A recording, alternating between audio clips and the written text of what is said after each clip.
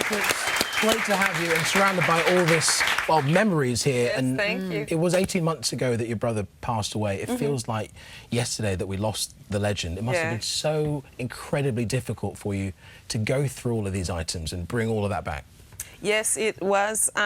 He had so many things. I think that's what I was shocked about the most.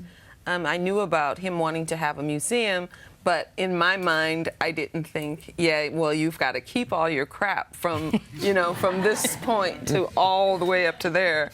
And I didn't think that way. But then all of a sudden, things started to come out. I was looking for Angie because she's been one of the people who's been helping to get all of this stuff together. But we've got the, you know, we referenced the Mac earlier. We've got the cloud guitar down here, this incredible hat. I mean, out of all of these items here, which makes you feel closest to your brother? All of them do in their own little different ways. I think the one that most does is the hat. Oh, okay. That must have been really painful to wear, though.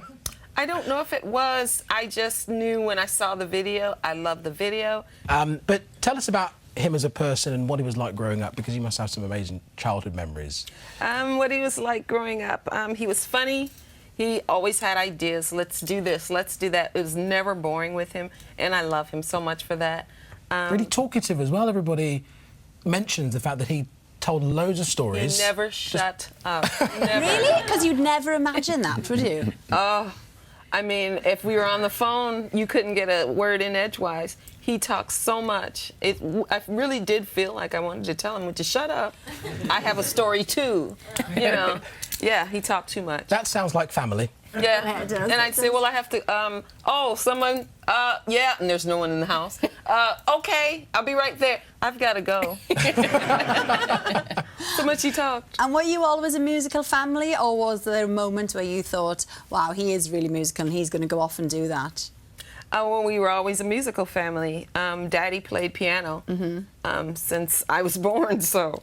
And then when Daddy finally got the piano into the house, then he would play something, because he had to rehearse every night. So he'd play something, and then my mom would be in the kitchen cooking, and she'd yell, because his name was Prince. She'd yell from the other room, "Prince, that's not right!" And he'd say, "Well, come in here and show me what's right. Come here and sing it for me." So she'd come in there with her spoon, and she'd go, "It goes like this."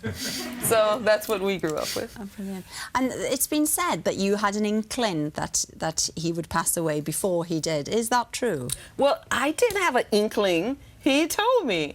He told you? Yes, I was at McDonald's, me and my husband, and he called, and I'm like, "Hi." I told my husband I'm going to go out, and he kind of knew, you know, this must be important. And it was Prince. I started walking, and he told me, and I didn't think nothing of it. About 2 weeks later, he sent a picture, and he asked me to send. I was working for him at the time. I worked for Prince for about 4 years. He sent a picture and a song, told me to email it to a couple people. I did. And then I put that picture up on my computer screen because it was a pretty picture. And about a week later, I looked up and said, "Oh, snap." I put together his words with that picture and said, "He's dying." It's a sister's inkling, isn't it? You know, you knew it was the guy. Yeah. So good to have you in, yeah, Tyka. thank you, Tyka Nelson, Tyka. everyone.